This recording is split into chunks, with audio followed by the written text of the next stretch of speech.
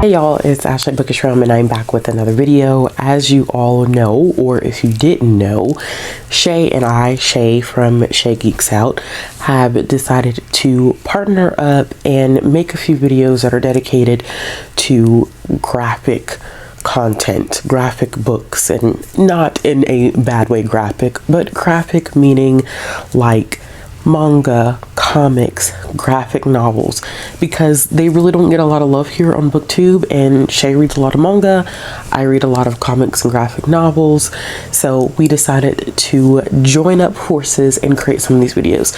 So we've already done one, and for that one we gave queer recommendations for comics and then queer recommendations for manga. So Shae did the manga, I did the comics. I'll make sure that I leave our videos linked up in the card symbol above. Today's theme, we are going to be doing superheroes. So this one was actually very exciting, and then also very nerve-wracking for me because I read primarily superhero comics. I read a lot from the big two, which of course is Marvel and DC, and they primarily focus on superheroes. So I had a lot to choose from.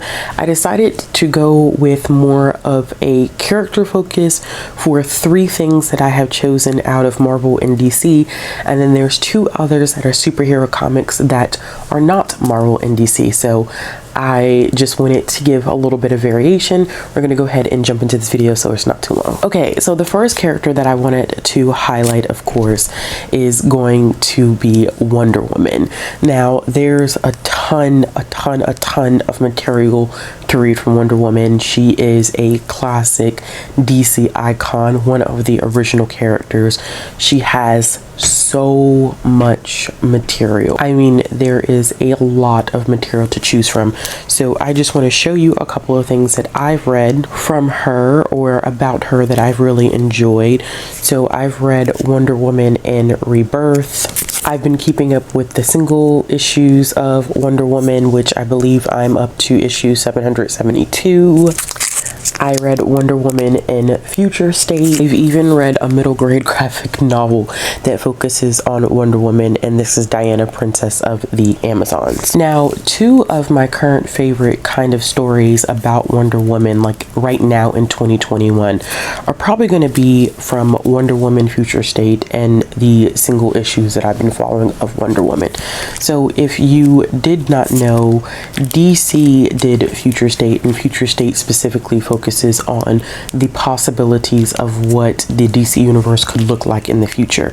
So I specifically read Immortal Wonder Woman, and this looks at what happens when the Justice League has completely fallen apart. Diana is the last person standing, and there's pretty much no one left. I mean, everyone has died. That's the easiest way for me to put it, and she's contemplating what happens next. I really believe that this was probably one of the most emotional Wonder Womans that I've read, especially the second issue of Future State, because you kind of get to see exactly how she's feeling emotionally about the loss of everyone and what's possibly going to happen. I think it focuses a lot too on her passing the torch to Yara Flor and Nubia as they become the new Wonder Woman. I think that she does some pretty badass things in the Future State world and what it looks like when we get into that Infinite Frontier issue number 0. And then for the other issue, or the other aspects, or the other stories, if I could just get my wording right here, of Wonder Woman that I'm really enjoying definitely is the single issues that I'm currently reading. So this takes place technically timeline wise before Future State, but publication wise it takes place after Future State, and we are dealing with a Wonder Woman who has been basically thrown into Norse mythology, which is a very interesting kind of mashup because we get to see other characters like Thor, which I know that Thor has been, of course, a big part of Marvel. But before he was a big part of Marvel, I mean, Thor just existed in Norse mythology. So it's been really interesting seeing her interact with Thor in this kind of alternate world where she's trying to figure out who she is, and she knows that there is some part of her that's super important, but she can't remember what. So we have this meshing up of Greek mythology and Norse mythology, which I'm really finding pretty intriguing. I haven't read the latest issue just yet, but we're gonna get there by the end of the week. So my next character recommendation is going to come from Marvel, and this specifically is one that I talk about all the time, and that is Miss Marvel.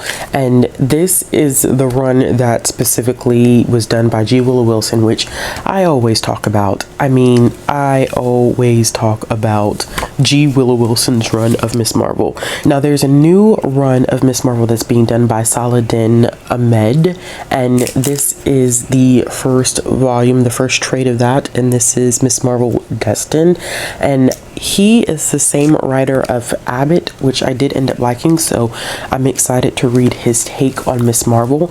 But if you didn't know anything about Miss Marvel, or if this is your first time here, Miss Marvel is one of the most iconic characters that I have ever read from Marvel. She's one of my favorites. She starts off basically as kind of like an ordinary girl from Jersey City, and then she gets these gifts, and she ends up becoming Miss Marvel. But I think what's so great about this is that there is this intersectionality of her not only being a superhero, but she's a teenager, she's Muslim, we find out that she's an Inhuman, and it's fascinating because it focuses a lot on identity, which, you know, you have some comic book readers who are not about tackling social issues or real world issues in their comics, but me, I'm definitely all for it. I think that Kamala Khan has a great sense of humor. When you read this series, you get to really see her make huge mistakes. She's not a perfect character. She goes through a lot of growth and development. She gains friends, loses herself, has to find herself, gets into the craziest situations with the Avengers, hates the Avengers, you know, tries to work with the Avengers, then doesn't like the Avengers again. And even her relationship that she has with Captain Marvel is pretty unique and dynamic. And I think that looking at a lot of this stuff from a teenage perspective, looking at a lot of this stuff from just the perspective of a brown girl is very interesting. And of course, you know, comics have not always been super diverse. So when I ever get the opportunity to read a comic that features BIPOC characters, I'm definitely going to gravitate towards it. But if you have not read Miss Marvel, I mean, it is, like I said, one of the best runs. G. Willow Wilson run. I cannot speak for the other run just yet, but I will say that the G. Willow Wilson run is pretty darn good. And the last one that I have that's part of the big two, which is DC and Marvel, of course, is going to be Black Panther. Now, I was first introduced to Black Panther by reading Who is Black Panther, and that was by Reginald Hudlin. And then I found out, of course, that Ta-Nehisi Coates was doing a run, which is probably what most people are familiar with, although Black Panther makes his first appearance in the Fantastic Four. But I think that most people are familiar with the run by Ta-Nehisi Coates. I think that this is probably one of those characters that's pretty self-explanatory, and I really don't have to delve too much into it. If you've all seen the Black Panther movie, you probably have some idea of how T'Challa gets his powers, the adventures that he goes on. But I will say that the movie does deviate a lot from the comic book material. I recently read Wakanda Forever, which was written by Nnedi Okorafor, but in the back of it, it had Black Panther Annual #1, where you learn a little bit more about the history of Black Panther, especially his relationship with Storm. And I always find it so fascinating in what we see in the movie. You know, Black Panther and Nakia have this romantic relationship, whereas in the comics they really don't. There is a one-sided kind of thing that goes on there, and you know, Nakia is actually kind of a villain by the name of Malice. I think that, you know, people should read a little bit more of the Black Panther kind of like backstory to get more of an understanding of who he really is as a character and the relationships that he's had with people, the relationships that he has with other Marvel characters. It delves a little bit deeper than the Marvel Cinematic Universe, but of course, I mean, how could I make this video and not rep hard for Black Panther? I mean, that would have been completely stupid of me. I am looking forward to reading Shuri by Nadia Korafor. I also got the trade of Killmonger, and I think that it's just going to be, you know, pretty much a fun read. Okay, so I am now going to talk about two that are not Marvel or DC, but they're superhero comics. And the first one is one that is still being released issue by issue. So there is no trade that exists. That means that you would either need to go to your local comic book shop and get the issues of it, or you can read it digitally. I actually ended up reading the first issue of this one digitally, fell in love, and immediately put it on my pull list.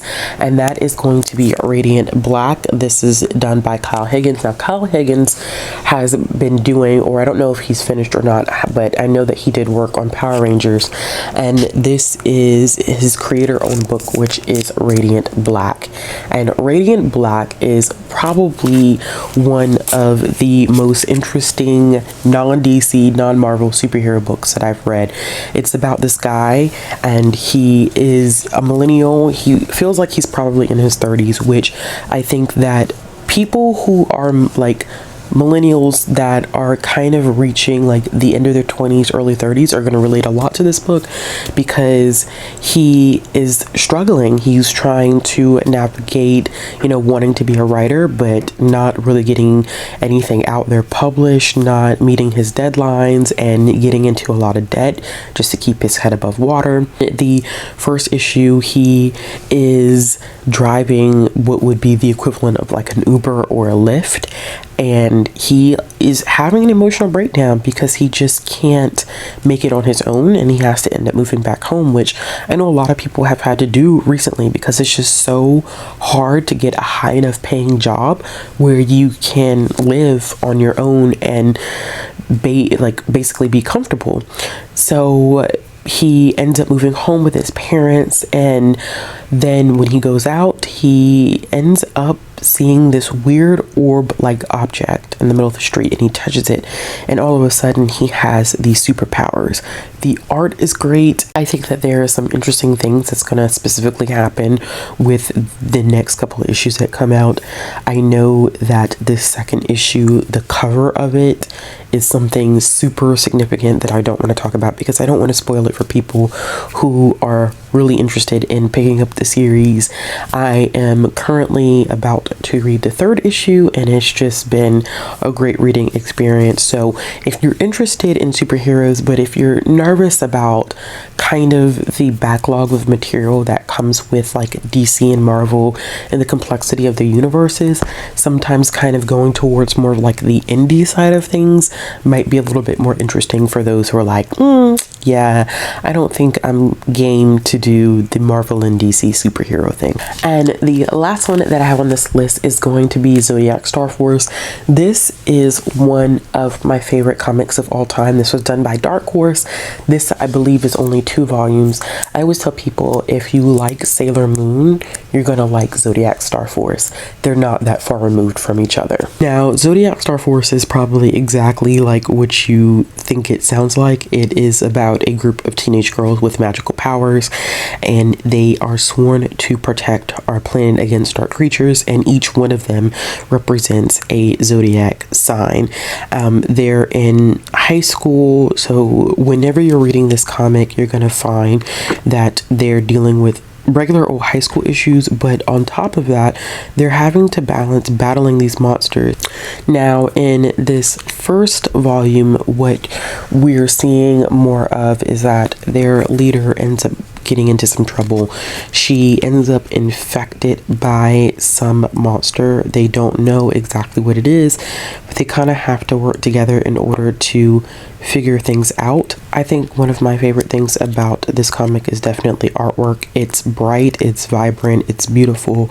A lot of pinks and purples and oranges and blues are used in this, and it is very, very reminiscent of Sailor Moon.